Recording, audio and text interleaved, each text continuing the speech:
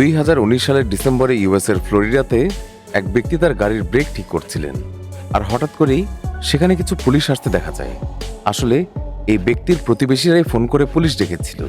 তারা এই বাড়ি থেকে কোনো মহিলার চিৎকার এবং সাহায্যের আওয়াজ শুনতে পেয়েছিলেন। আপনারাও শুনুন।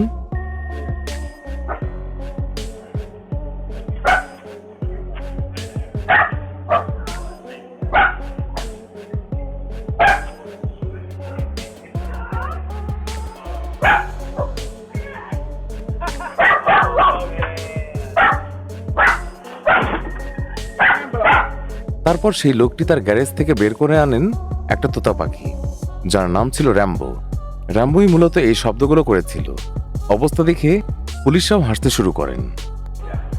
Rambo. Say hello. Rambo. Hi. Hello. Hi.